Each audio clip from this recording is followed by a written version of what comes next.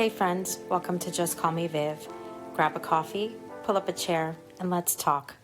Hi everyone, welcome back to Just Call Me Viv. Today's episode, I'm really excited to have this guest. She's someone really special to me. I've known her since we were teenagers. We were both in the same choir in high school, and I would say that we were both creative girlies, right? We had our creative outlets. We were both cheerleaders and we were cool, nerdy girls. I'm going to admit it. We were cool, nerdy girls. This wonderful and amazing woman was such a cool, nerdy girl that she dated the football captain. All right. So that's how cool we were in high school. And I think that's really important in a world that doesn't always know what to do with really smart, bright, talented young women. Even back then, Francesca stood out because of her talent. She graduated high school at 16. She was brilliant and driven and kind, and carrying a lot of responsibility than most people her age. Francesca grew up in the Dominican Republic. She's the eldest of 5 children in a family of entrepreneurs. I took classes, taekwondo classes with Francesca's father. And she's committed her life to social justice work and community centered work. And now Francesca is stepping fully into her life as an artist, opening her own studio soon, right? Next month. It's 4 weeks. Yes. Yes. And what I love about your work, because I've been looking at it, is it's not just beautiful to look at. I think every piece tells a story, and I definitely have a few favorites that I'll talk about. But I think it really represents, culture, resilience, joy. There's one, I think my favorite is joy captured in children's faces. But it also speaks to stories and women. So this conversation today is not about your titles or your resume or your past. It's really about how you're reinventing yourself right now and what keeps calling you forward. So I'm just excited to have you here. Welcome to my podcast, Francesca. Let's talk. Let's talk, Vivian. Thank you so much. I think you did phrase us correct. We are the cool nerds. We still are. The nerd has not gone away, and I still feel cool. Nope. That's, and I think it is important to celebrate that in both young women and seasoned women. Because That's right. times, especially as we age, there's this whole sense of beauty and reinventing beauty and what makes us beautiful. And so remaining cool and nerdy is a virtue throughout all seasons of life, for sure. Yeah. Absolutely. We're well seasoned, bien sazonadas.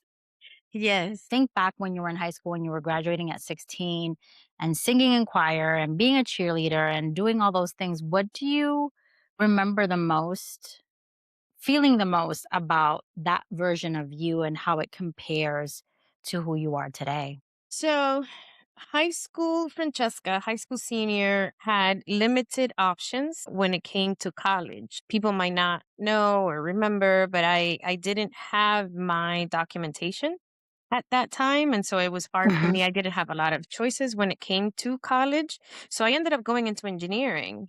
And it completely changed my life or put my life in a path, let's say, because technology and engineering and math and all that STEM is, right? That's what became my career for many years. And it wasn't until I was, I'm going to say, about 2 years out of college that I took a drawing class.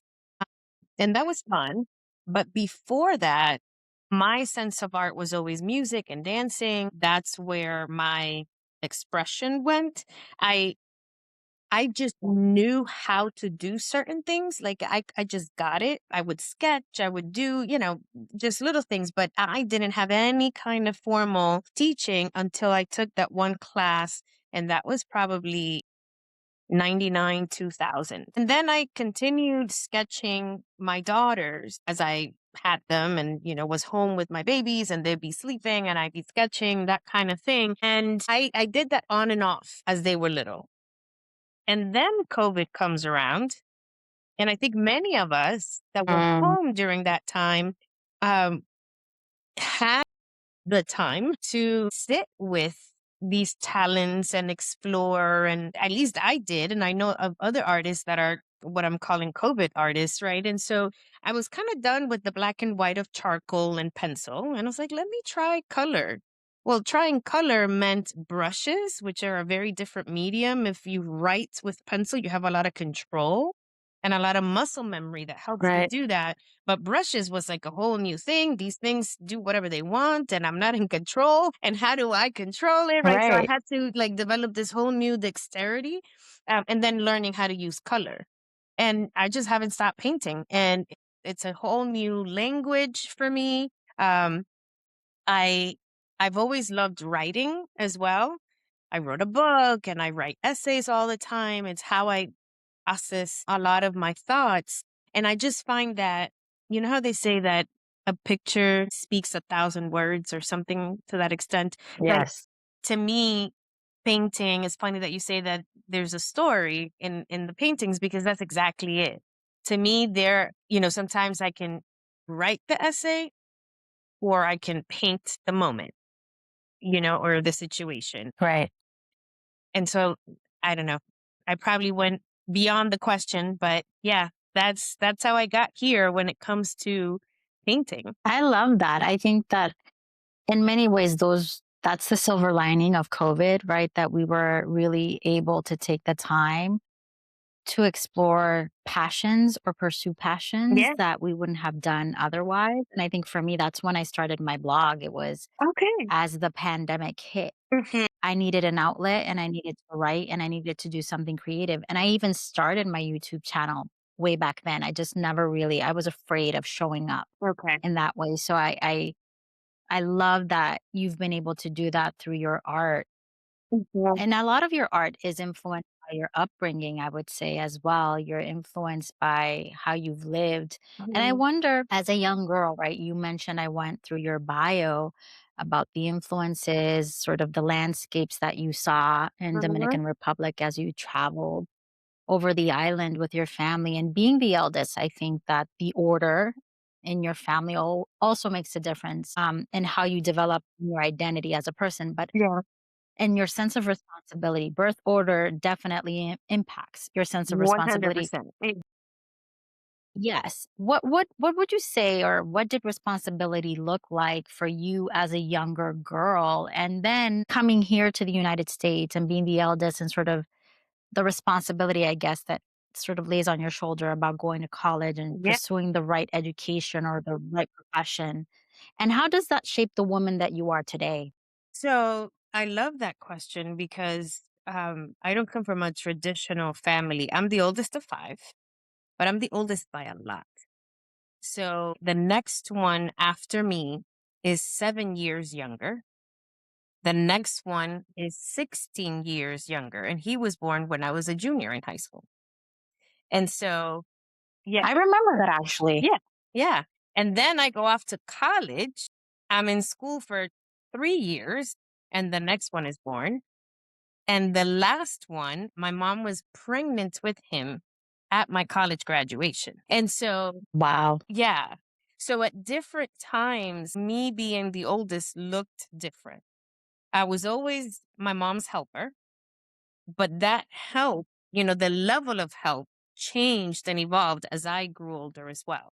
And so what at some point might have been, Right. help with, I don't know, giving them a bath or changing a diaper, eventually it was even financial at a certain point in time where I took on and, we'll leave it at that, but I took on a lot of responsibility that perhaps wasn't even mine. The whole, being parentified or uh, role reversals and all of that goodness.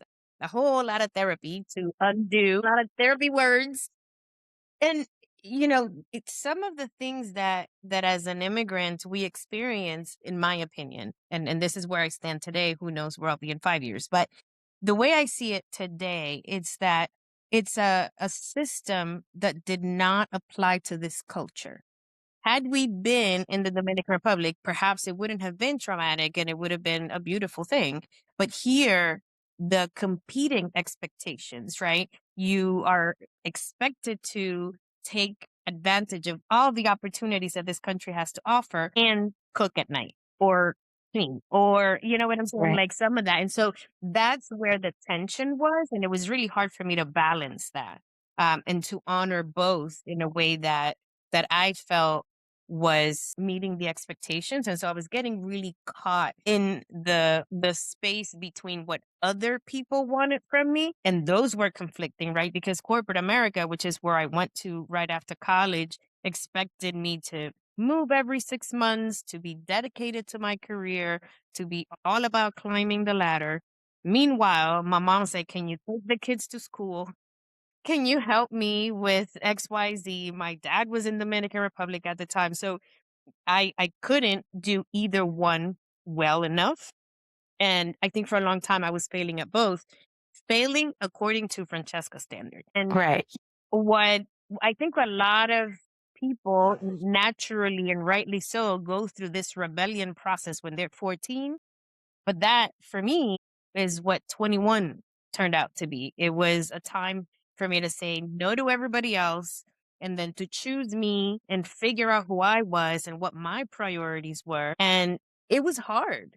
It was hard because my family depended on me. And it was hard because Right.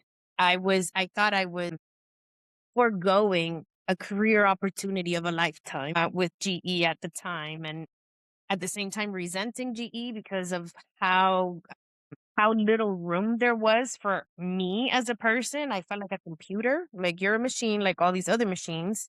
And if you can't have the output, there's another machine waiting to get in line. And so it was just, I was very disappointed with adulthood at that time. Yeah. Adulting was really sucky. And so that was the crisis, I think, that brought about the beginning. It was a long journey back to myself that took a chunk of time. I married, I had my baby, and in the process, I was still helping my family as I could. It just took a while for me to really focus on who I wanted to be and how I wanted to show up in the world. So, Is that woman, that 21-year-old rebellious woman, the same woman that you are today, the one that sort of decided in that moment that I have to choose myself? mhm. So How I has she changed? I I continue to choose myself, and at different times, it means different things, right? So I really think of life as, seasons. And I'm entering a season now. My youngest is 18, and she's a freshman in college. My oldest, who I Congrats. shared you, thank you, was visiting me for dinner. She just graduated from college in May, and the middle one is graduating in December. So she's a senior in college. And so I'm Wow. in a different moment where choosing me looks different, right? There were times when choosing me could not it had boundaries. Like I think it always has. But when they were younger, choosing me meant, okay, I'm gonna enroll in salsa dancing class because that's what I can do right now. Right. Or I'm going to sketch in the weekends when the girls are with their dad, like that's choosing me in those moments was that. But now I feel like I'm not 21. I think I'm 25 and I've been 25 for 25 years. I'll be 50 this year. And what I really do. I was having this conversation with my husband. I'm like, I feel like I can start over. I'm 25 again. I can start a new career. I can start a new life. I can do the whole thing over again. And I don't have to have kids this time. What? Yes. Yeah, like I don't have to do that part again. I don't have to go to college again. There's some things like, pass go or whatever that the thing in Monopoly. So that's how I feel right now. And so the 21-year-old I think was very lost. And so I'm not lost anymore. So definitely more like 25. But the continuing to choose me, that was the lesson learned. And it gets easier over time. The risks, I think, the risk then was to lose it all. I had to really weigh what it meant to pursue, to become the person I wanted to be. And I think that there were many people who were expecting me to live a certain way. And so they kind of Yes. counted on me to do and be and all of that. So I had to be ready to disappoint a lot of people and just let it be. Que se explote. Yeah. And so today, however, I think that even those relationships, like the full circle has happened and people have come back into my life. And so, for example, my mom lives with me now. I would not have considered that even a remote possibility, even, I don't know, even 5 years ago, probably. But we both have grown Yeah. and we're both in a new season and we're both in a place now where that's possible. And so, the risk I feel is so I am opening a studio at my own gallery here in Tampa, and I'm super excited about that. And when I was evaluating, like, I'm so okay, excited. I am so excited. And every time I thought about it, I was like, what's the worst that can happen? Literally, like, what is the worst? Like, my kids' college is paid for. I mean, it's taken care of, I should say. The house is taken care of. Like, I can make those payments. Like, the worst thing that can happen is that my credit goes to hell. Who Yep. cares? Who cares? Like, we got this. Let's go. Let's do it. That is of no consequence to me in the grand scheme of things. It's worth the risk. And so I feel like I'm ready to take that on, and I am, and I'm doing it. And so am I that 21-year-old? I no, because a 21-year-old was scared. She had a lot to lose. She had to build a whole lot so that she could today be this person that now has enough that it's okay. The risk is small, if that makes sense. No, that makes complete sense.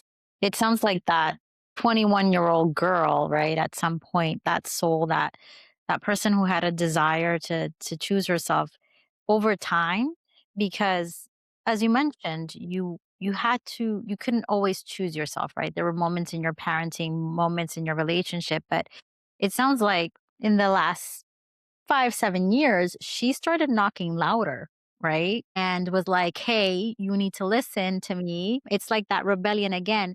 And paired with that, I would say is this artist. So when did the art I know the pandemic helped, Mhm. but like this jumping into opening up your own gallery, that dream that was started out as like this little flame is now like burning, blazing. Yeah. When did that start like loudly like you have to do this? You have to do So this and now is the moment to do it. yeah, there's always been an entrepreneur streak to me, right? So I've been coaching startups. I've even been your Mary Kay lady. Like, I've always been drawn. Yes, yes. And you can learn so much doing, Yes, you can. yeah. So I learned the tricks and I moved on. But entrepreneurship has always been a huge passion, a big part of me growing up in an entrepreneur home, surrounded by people with side gigs. That's just part of who I am. Then I started painting, and I was like, okay, I'm painting a lot. Like, and I paint kind of fast in comparison to what I thought it would take. Like, people usually talk about, oh, it takes me, 2 years to paint something. I'm like, it does not take me 2 months. So now I have like paintings Uh-huh. accumulating. And in the beginning, it was just like learning the craft. But then Right. people were like, oh my goodness, that's so beautiful. Can you make me one? Or can you do this? And then I remember one Christmas, I think it was that Christmas in 2020, I gave paintings away. And everybody was happy to get them. And they hung it up in their house because that's usually the litmus test. you know? Yep. Well, Yep. they hang it. I was so proud. I'm like, oh my goodness, my art is good enough for people to hang in their homes. Um, and so at that point, I was like, okay, maybe I'm onto something, not just from an artistic expression point, but from a business perspective, right? Like, I put that business hat on. So I started thinking about, okay, how do I get more organized about this. And so little by little, I was just exploring because it's a whole new industry coming from software. I know nothing, right? And I didn't know Tampa either because my connections and my networks have been all over the country except for here. So I just started making phone calls and showing up at events and kind of, I remember partnering with this one guy in particular who is a street artist, muralist, beautiful work. And I was told that he's the one that organized some festival. So I reached out, and we put on this little event, and I was like, okay, I see how it works. I'm getting the hang of this. The following year, then I was like, okay, I am going to, I don't know, I think I might have done like a local art fair. um, And then people had feedback. I compared my skills to what other people were doing. I'm like, okay, I'm not bad in comparison to other people. Like I can hang. So then the following year I was like, okay, I'm doing my first art show for real, for real. And I signed up for this fine art fair. It was a hot mess. The fair was great. I was not.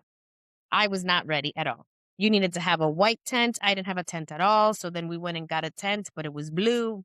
Thank God they let me keep it. I didn't have the right walls. It was a total disaster. But man, I was like, I could do this. So came back home, Yes. got on the road. And so that has been, I'm going to say, the last year and a half. I've been doing art shows and I sell, and people want to buy, and people want to order paintings and, all of that. So it's been kind of a whirlwind. But from a business perspective, I kept evaluating, okay, how much am I spending in doing art shows? I had to buy a truck. I had to get the displays. Every time there's a show, I have to pay for a hotel and I have to pay for meals. If I have to travel, then it's like, gas for 6 hours or wherever I'm going. So I was like, okay, I can redistribute these funds and put it towards rent somewhere, and I won't have to travel. I still have to pay, right? But I'll be Right. stationary and I will have much more control over how people experience the art itself. Because when you're on the road, you have a kiosk and you're outdoors and it's the space they give you, whereas a gallery gives me an opportunity to really create the experience that the art demands. And so for me, believe it or not, so it was going to be Tampa Art Gallery. Tampa Art Gallery, that's the name, that's what it's going to be. And then I watched Bad Bunny's concert. That was a great concert. It sure was. It sure was. That night, I was like, this is the experience. So this might feel like a side note, but it's not.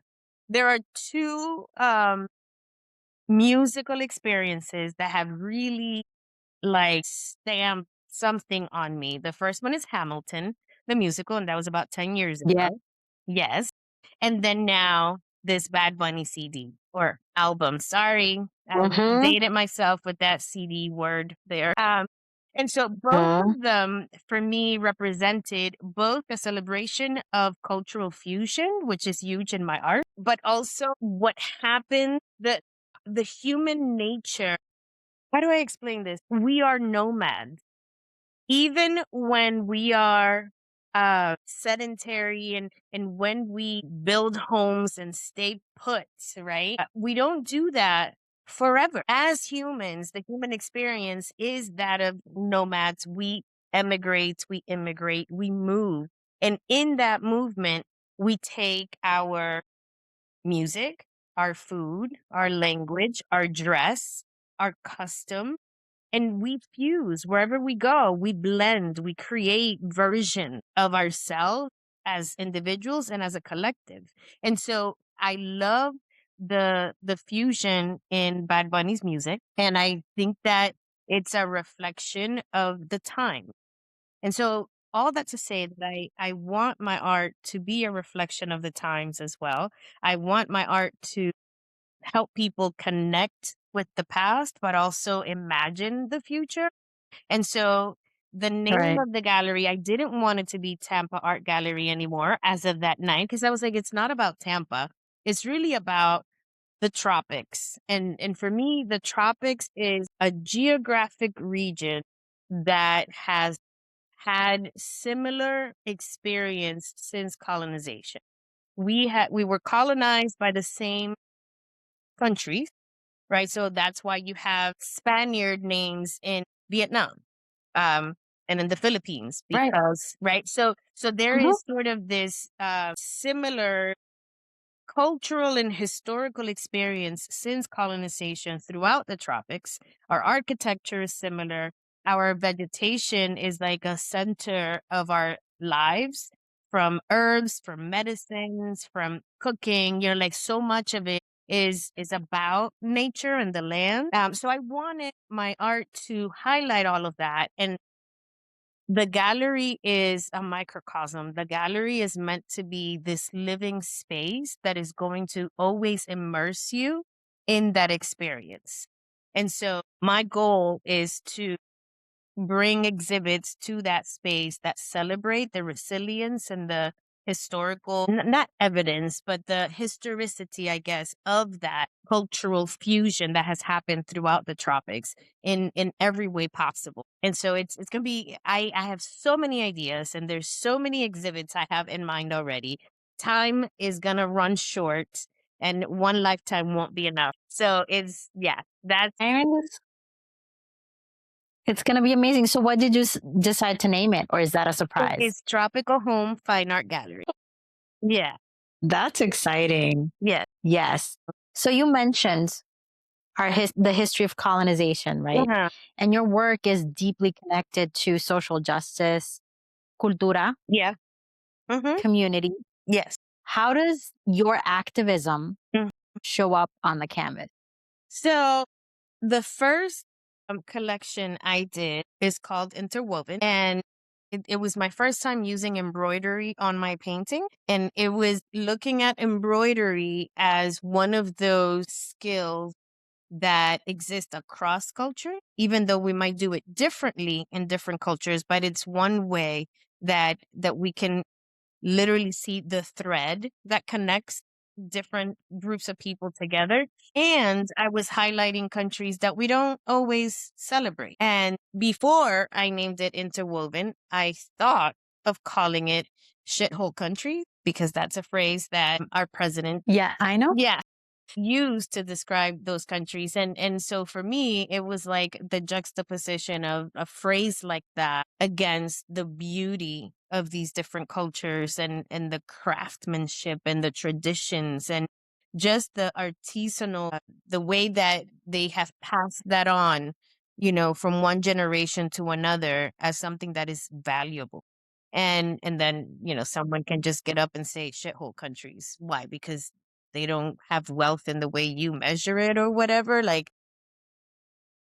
Right. I think that joy and beauty are a form of resistance. And so when we choose still stand joyful, bad example, but I think it'll get the point across. It's like when you're a kid and you're getting spanked, and you just like, I'm not going to cry, you know? So it's that. It's like, things might be rough, but I'm going to smile, and I am going to find the good in the people around me, in the places where I Right. live, in the spaces that I curate. Like, I am going to make them beautiful. I am going to live literally the best life I can live in the midst of whatever is happening. And so that's what art is to me. And that's what I try to paint. I want to highlight, and I want to make beautiful the hard work that people put in.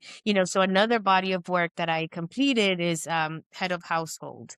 And it's the traditional women who carry loads in their head, whether it's baskets or water jugs, whatever. And so for me, head of household was about, how do I dignify that hard work? We talk about women's liberation, and we're still not where we want to be. But when I compare my life to the life of some of these women whose hard work and labor on a day-to-day basis does not even come close to the comfort and luxury that I live in. So I don't want to Yeah. minimize it. I want to show the beauty in their strength, the beauty in their commitment.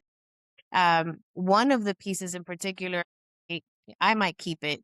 Is called Working Mother. And she's balancing this huge piece on her head, and then she's carrying a baby on her back as well. And so, just I just want to bring beauty to the hard reality that a lot of people face every day.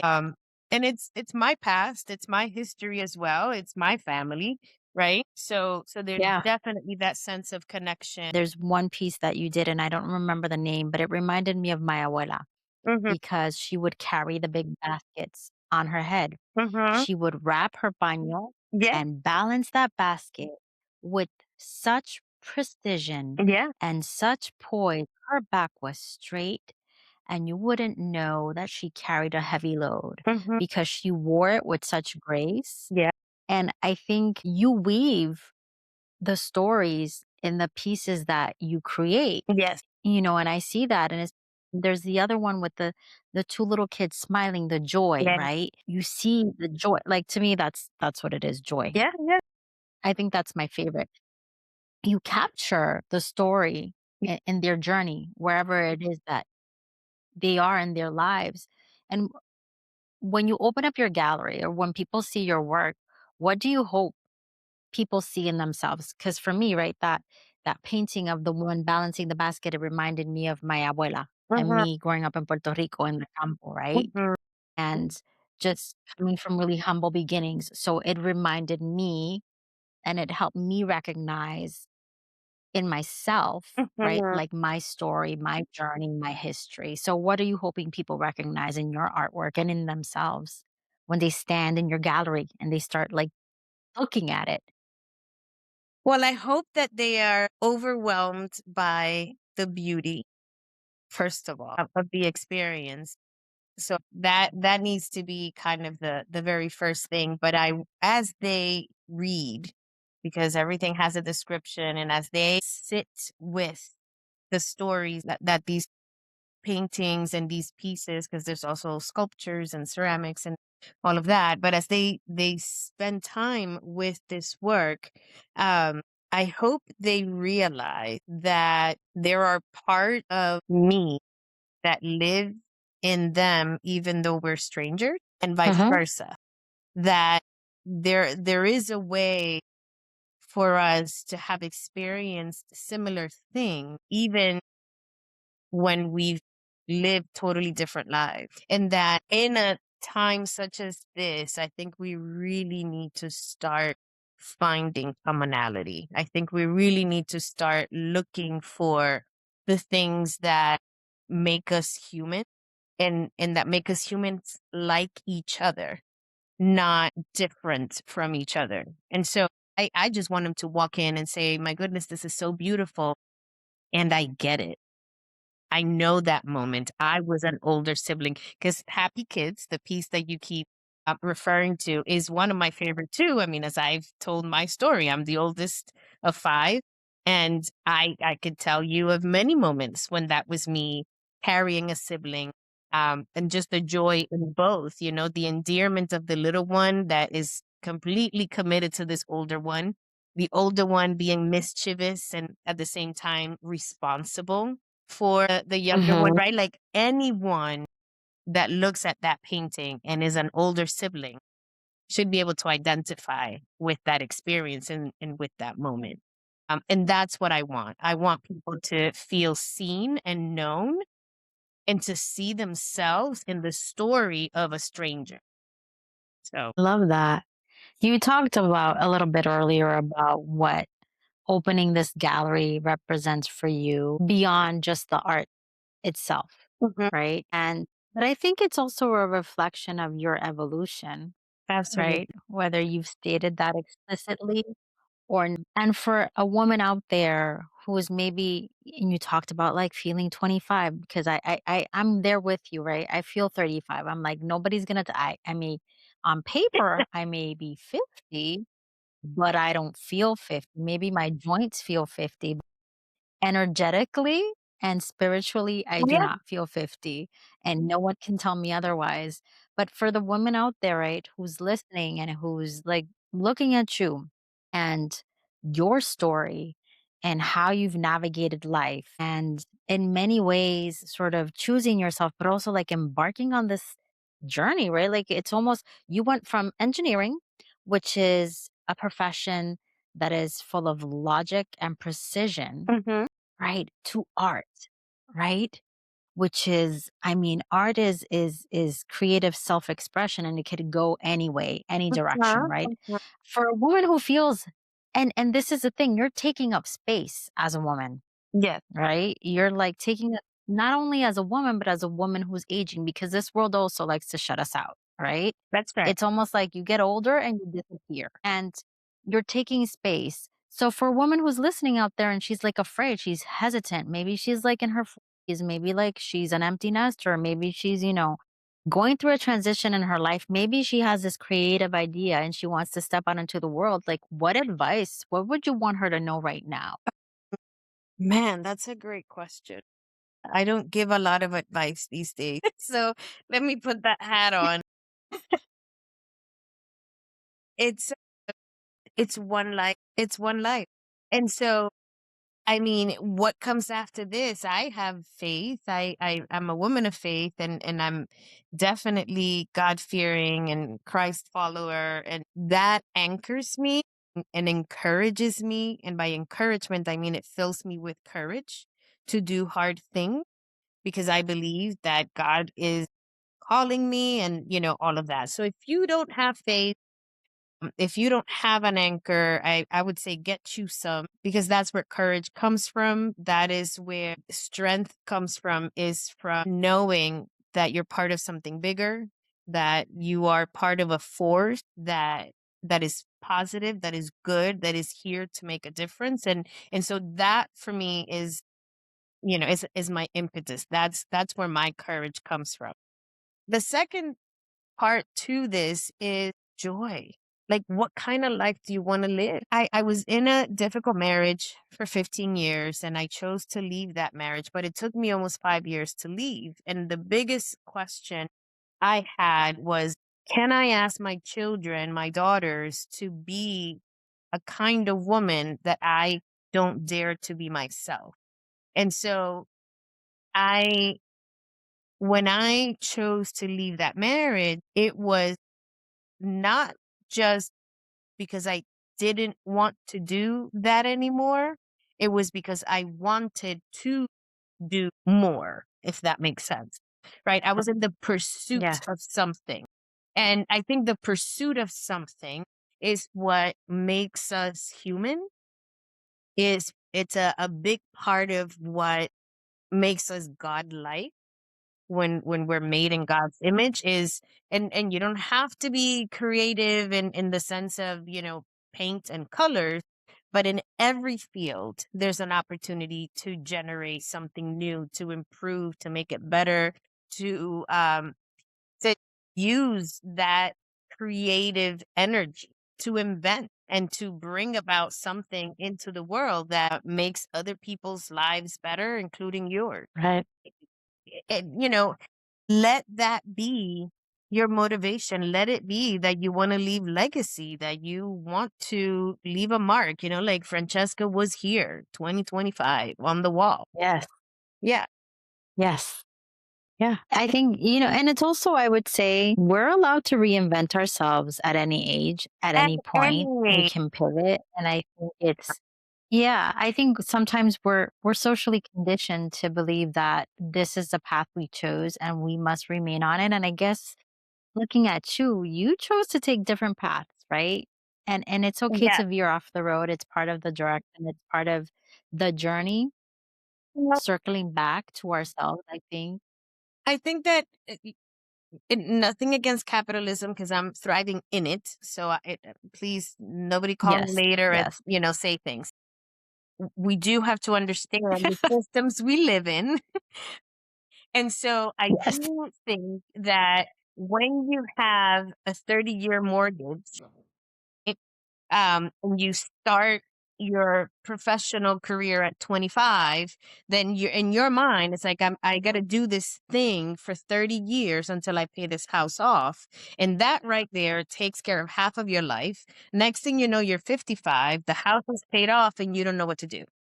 Um, it's a midlife crisis, and it happens to men and women, right? Like it's this point in life and you're like, what is my life worth? What have I done? All I did was raise kids, which is a feat in and of itself, and we tend to minimize it. But anyhow, like Yes. my kids survived. Hell, this is great, you know? But we get to that point in life when we're like, and now what? And I think that we are living longer, healthier lives. You and I look very different than our grandmothers did at our age. Yes, we sure do. Yeah. And our lives look very different, right? And so Yes. I think of how enterprising the women in my life have been with a third of the opportunities that I have. And in some ways, I honor them. Absolutely. You know, I honor them when I do this. It's like, I remember my great grandmother saying, if I had been born in these times, I'd be flying all over the trees. I don't know where she was flying to in her mind, but she saw herself, you know, like I would be, and I was like, I'm going to do that. I don't know what that is either, but I'm going to try. So it's just life is short and we can reinvent ourselves. And I would say, you know, reinventing sometimes can feel overwhelming for people. You can live a different part of you, right? So, like, Yeah. none of us are just one thing. Most people are like, you know, I play the guitar and I'm totally making this up. I play the guitar and I am a preschool teacher. Okay, well, at some point, you could just decide to say that backwards, to say, I'm a preschool teacher who plays the guitar sometimes. It's just, you know, which Hmm. area of you do you want to cultivate? You know, maybe you Right. dance on the weekends, but now you want to dance every day. It's a matter of percentage, right? So if reinventing feels overwhelming, just think about time. Like, do you just is there an area of your life where you want to put more time and more effort because it brings you more joy? Yeah. And I think, it's making time for that joy. We forget to be playful. We forget to be curious because, as you said, and to your point, we get stuck on this path, right? The house, the job, the 30-year mortgage, the picket fence. Yes. And we forget to look at there are other possibilities in living, right? Mhm. And other people are really good at crafting beautiful lives that are conventional and I would say unconventional too. But I think part of the process is really taking the risk on yourself. And I especially feel this way. Turning 50 was like magic for me. It really like Wow. flipped the switch. It changed because I've lived 50 years. What a blessing. Not many people get to say, I lived 50 years. And I've gotten You to look live great. beautiful things, right? Accomplish really amazing goals.